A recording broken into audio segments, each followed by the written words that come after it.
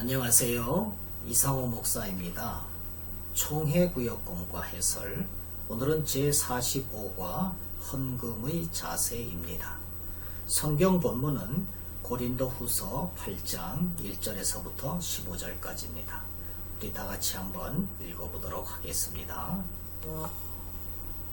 형제들아, 하나님께서 마게도냐 교회들에게 주신 은혜를 우리가 너희에게 알리노니, 환난의 많은 시련 가운데서 그들의 넘치는 기쁨과 극심한 가난이 그들의 풍성한 연보를 넘치도록 하게 하였느니라.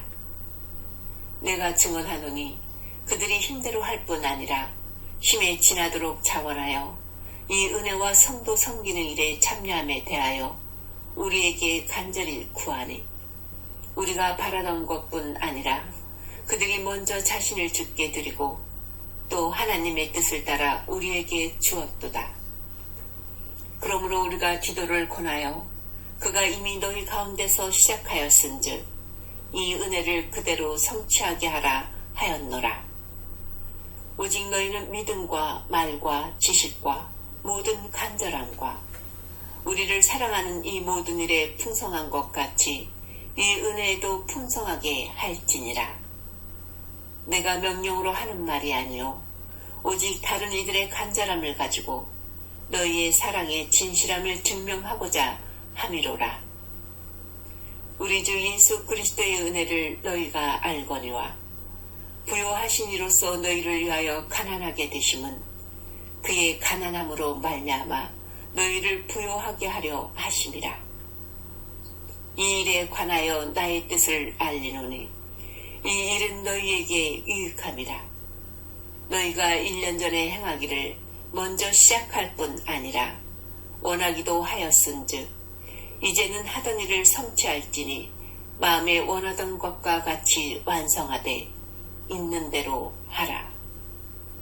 할 마음만 있으면 있는 대로 받으실 터이요 없는 것은 받지 아니하시리라. 이는 다른 사람들은 평안하게 하고 너희는 공고하게 하려는 것이 아니요 균등하게 하려 함이니, 이제 너희의 넉넉한 것으로 그들의 부족한 것을 보충함은 후에 그들의 넉넉한 것으로 너희의 부족한 것을 보충하여 균등하게 하려 함이다. 기록된 것 같이 만일 거둔 자도 남지 아니하겠고 적게 거둔 자도 모자라지 아니하였느니라. 아멘. 우리는 하나님의 은혜를 입어서 믿음으로 말미암아 구원을 받았다, 이렇게 말씀을 합니다. 우리가 믿음으로 말미암아 구원을 받았지만은 그 믿음 그 자체도 우리가 선택해서 우리의 공로로 얻어진 것이 아니라 하나님께서 선물로 주신 것이기 때문에 그렇게 말씀을 합니다. 그러므로 우리는 신앙생활을 함에 있어서 은혜를 입는 것에서 시작되고 은혜를 입는 것을 깨달아야만 한다고 할 수가 있습니다. 그런데 은혜를 입은 자들은 어떻게 해야 될까요? 당연히 다른 사람들에게 은혜를 베풀어야만 합니다. 거저 받았으니까 거저 주어야 한다는 것이지요. 특별히 우리는 어려운 이웃과 교회를 섬기는데 앞장을 서야만 할 것입니다. 이처럼 우리는 자신의 시간과 물질을 드릴 때 하나님께서는 더욱 풍성한 은혜를 넘치게 주시는 줄로 믿습니다.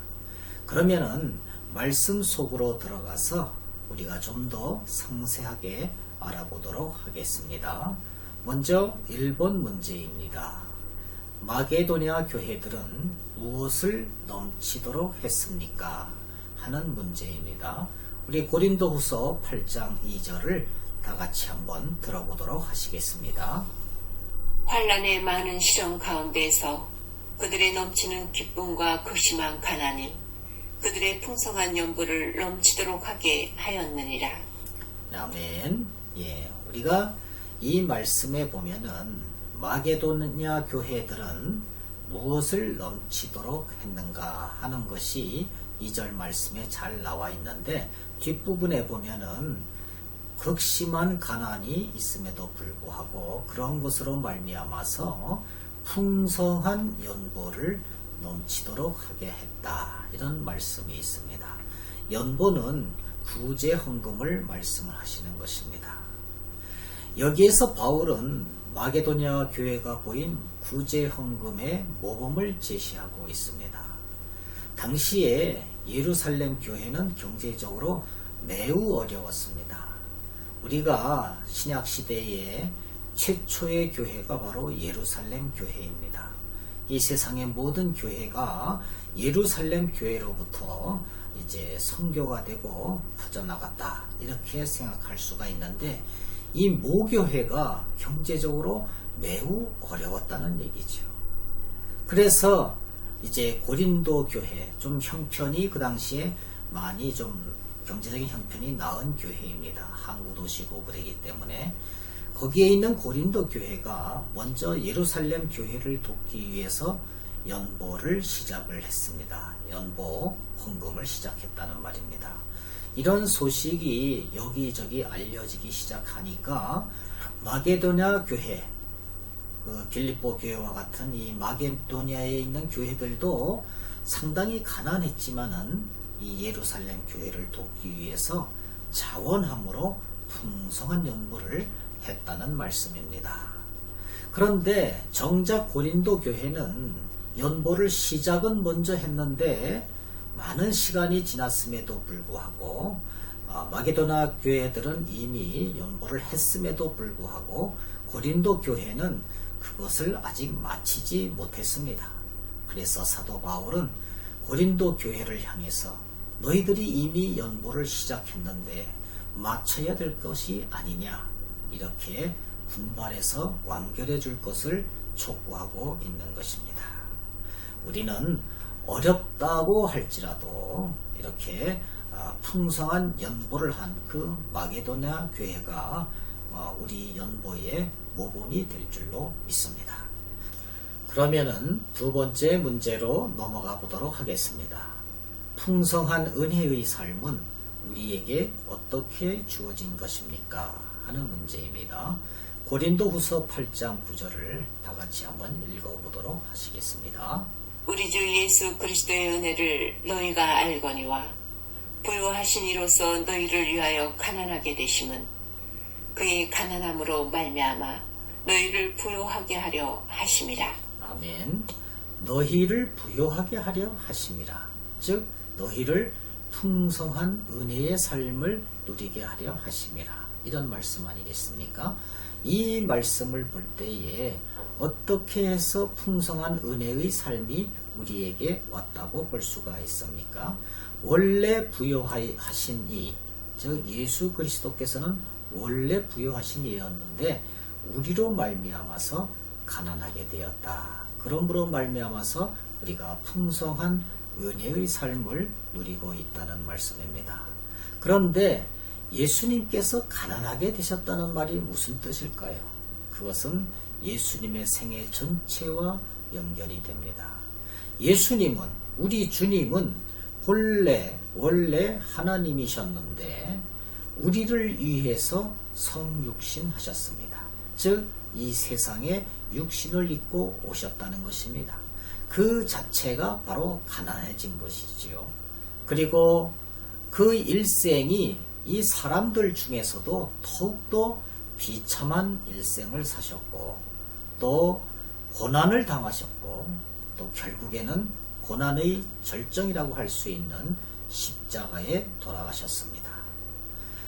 그렇게 십자가에 비참하게 죽으심으로 말미암아서 우리에게 생명과 자유, 성령의 위로와 치유를 주심으로 말미암아서 우리가 이렇게 풍성한 은혜의 삶을 누리고 있는 것입니다. 그러면은 세 번째 문제로 넘어가 보도록 하겠습니다. 우리는 어떤 것에도 풍성해야 합니까? 그리고 그 일은 구체적으로 무엇을 권하는 것입니까? 하는 문제입니다. 우리 고린도후서 8장 2절, 7절, 10절 말씀을 한번 읽어보도록 하겠습니다. 환난의 많은 시련 가운데서 그들의 넘치는 기쁨과 극심한 가난이 그들의 풍성한 연보를 넘치도록 하게 하였느니라. 오직 너희는 믿음과 말과 지식과 모든 간절함과 우리를 사랑하는 이 모든 일에 풍성한 것 같이 이 은혜에도 풍성하게 할지니라. 이 일에 관하여 나의 뜻을 알리노니 이 일은 너희에게 유익함이라. 너희가 1년 전에 행하기를 먼저 시작할 뿐 아니라 원하기도 하였은즉. 아멘. 예, 우리는 어떤 것에도 풍성해야 합니까? 이렇게 묻고 있습니다. 2절에 보니까 풍성한 연보를 넘치게 하라, 이런 말씀이 있습니다. 그리고 7절에 봐도 이 은혜에도 풍성하게 할지니라, 이런 말씀이 있습니다. 이 다 같은 말입니다. 여기서 이 은혜에도 풍성하게 할지니라 하는 말씀은 풍성한 연보를 하라, 이런 말씀입니다.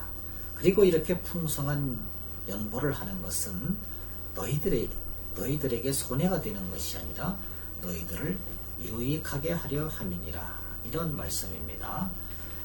우리가 이렇게 은혜에도 풍성하게 할지니라, 즉 구제 헌금을 하는 데 있어서도 풍성하게 하라는 말씀인데, 사실 마게도냐 교회는 가난한 교회였습니다. 고린도 교회는 마게도냐 교회보다는 훨씬 경제적인 형편이 좋은 곳이었습니다. 그럼에도 불구하고 마게도냐 교회는 이미 헌금이 완성돼서 들어왔는데 고린도 교회는 늦어지고 있었습니다. 그래서 사도 바울은 마게도냐 교회의 예를 들면서 이 고린도 교회 성도들을 권면하고 있습니다. 마게도냐 교회들을 봐라. 그들은 경제적으로 훨씬 어렵고 교회도 시련 가운데 있지 않느냐. 그럼에도 불구하고 자원에서 힘에 붙이도록 구제 헌금을 보내왔다. 그러니까 너희들도 자발적으로 빨리 헌금을 완성을 해서 보내라 하는 말씀입니다. 이제 네 번째 문제로 넘어가 보도록 하겠습니다. 본문에서 나타난 연보의 태도들은 무엇입니까? 하는 문제입니다.